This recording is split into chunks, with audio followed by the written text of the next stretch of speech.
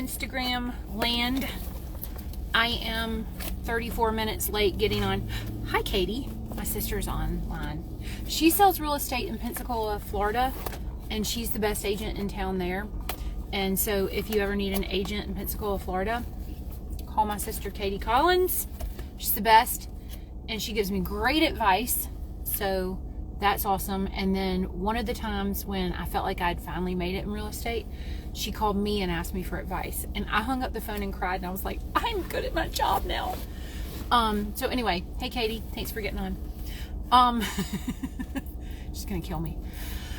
Okay, so I am hopping online at 34 minutes late because I had a showing today, and it ran a little bit longer than it was supposed to, which is really good because this house that I was showing is actually my listing. And I needed to get, this is another agent needed to get their clients in, and he was unable to show it and asked me if I would show it for him. And listen, this house has been on the market for a minute. Let's show it. Let's get it in there. Anything anybody needs me to do, I'll do it. I spent the entire morning calling agents in that had, in our system, you're able to tell what other agents have clients that are looking at homes that are similar to the house that I have for sale. And so I spent the morning calling those agents to say, hey, I know you have a client that is looking for a 5-bedroom, 3.5 bath house that is 2,800 square feet, and I got the house, and I'm not sure if you and your clients have seen it, but go look at it. So I had a lot of good conversations this morning with agents, and I think that's kind of why I wanted to get online. I think that for the last 2 years, this hustle that agents have to do has not existed. I mean, like, listen, we've hustled. We just hustled in different ways. So it's not saying this has been an easy job, but the actual, like, getting out and selling your house, the we call it reverse prospecting, calling other agents and marketing properties, not just posting them online, but really boots on the ground, trying to hustle and sell houses. It's shifting now.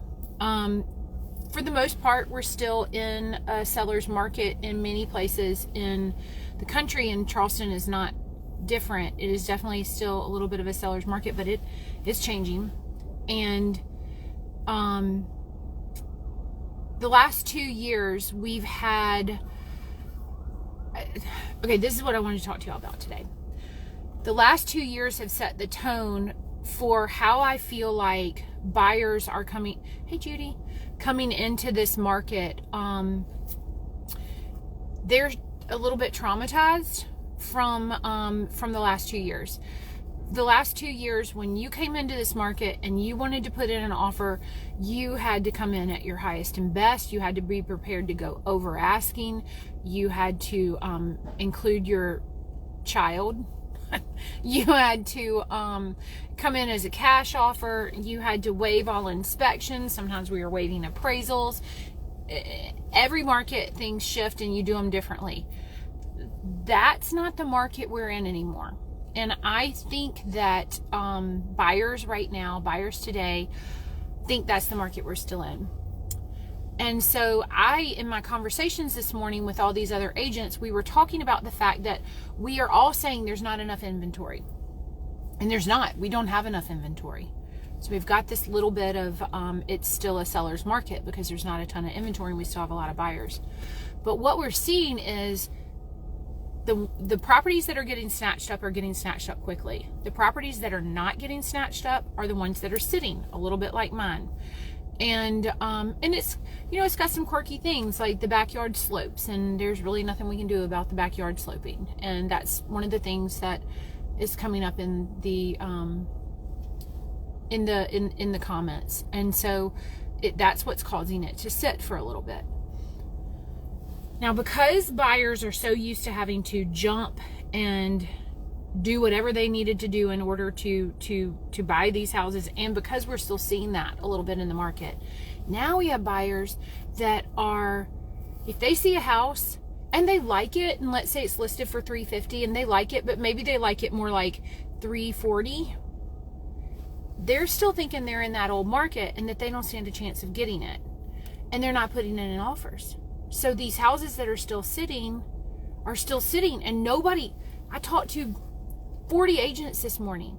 None of their buyers are willing to negotiate with people anymore because they're scarred from the last 2 years, or they've heard the rumors from the last 2 years about how hard it was and the things you had to waive.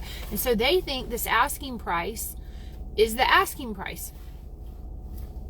And guys, we're back to negotiating. Yay, buyers, you get to negotiate. You get to say, I want you to fix the leaky toilet. And 2 years ago, you didn't get to say that. You had to take your leaky toilet and be happy you had it. Now you get to say, hey, this house for $350, I would like to pay $340 for it. And then, you know what happens next? The buyer says, no, I think I'll take $345. And then you say, how about $341? And then then the seller says, okay, yeah, I'll sell it to you for $341. It's negotiating, y'all. We're back to doing that. So don't get scared by price tags on houses right now. You can negotiate it down. There are plenty of opportunities out there. Tons of buyers that are out there looking for houses, and there are still houses that are sitting. I mean, I looked at our average days on market in certain areas, like different areas are selling faster. Our average days on market, it was less than 6 hours 2 years ago. You couldn't even get it on the market. It was gone before it hit the market. Y'all were at like 25, 30 days in some areas. Some of them, like I've seen them at 48 days and under comps. They're under comps. But you guys, you buyers, y'all are like, well, I don't want to pay $350 for that, so I guess that house isn't for me. I mean, I like the house, but not $350. Okay, offer $340. Let's land at $341, and everybody will be really happy. And your agents have got to be telling y'all this. There's this education that's not happening. Okay, hey Amber, that's my sister-in-law to be, and she is also an agent. So we're gonna have this whole Southeast covered. These McGee girls. My sister's gonna be in Florida. I'm gonna be in South Carolina. She's in Alabama. We got y'all covered. Amber's at 51 days where she is. So you're not gonna sell your house fast. Don't get discouraged, Mr. Seller. Don't get discouraged because you're not gonna sell it fast. It is going to sit. And then when you ask $350, you're gonna need to expect somebody to come back at $340. And then, Mr. Buyer, your job is to go look at these houses that are listed at $350, knowing you only want to pay $340, and you know that you can get that. Don't be scared. Don't quit. There's an opportunity. There's still opportunity. Don't be scared.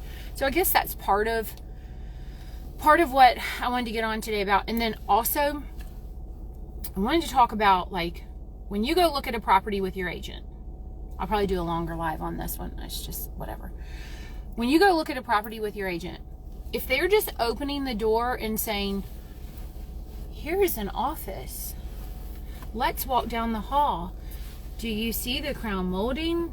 It is beautiful. That's not what your agent's job is to do. Your agent's job is to walk you into this house and say, this is a great office. I understand that you're looking for another bedroom. There's a possibility that we could put in some doors here. That's going to be maybe $1,000 fix. We put some doors in here, and look, it's already got a closet, so the bathroom is like right down the hall. This is instantly a 4th bedroom. Walk down the hall. Okay, see that giant hole in the wall right there that bothers you? It doesn't have to stay.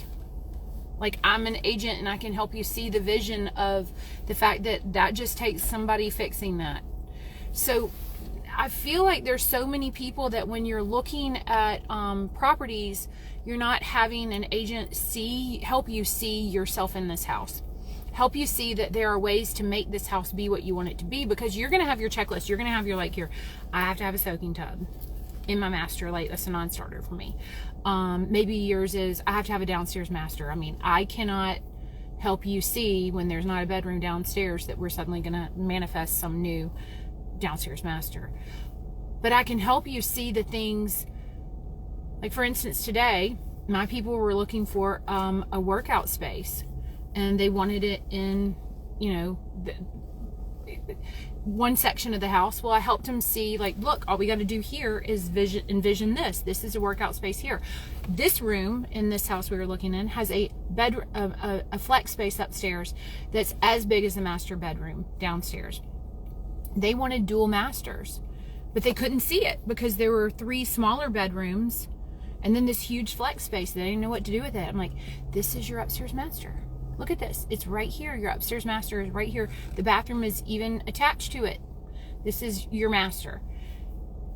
Your agent needs to be helping you see things in your house. See things, see the potential, see the ways that you can live there and change things, and not just opening a door, because that's not what we do. We don't just open doors. We help you see the potential. We help you think about what the cost would be behind that. And then we help you with that negotiating that we were just talking about. I need y'all to understand that negotiating is in again, and you can win. So it's kind of a stream of consciousness live right there, but it's important that you guys understand that. It really is. Negotiations are in. Go look at a house. If it costs too much, tell them you don't want to pay that much. Worst they can do is say no, and say, okay, but would you pay this amount? And then you go back and forth. And that's how it happens. Okay, have a good day. Thanks.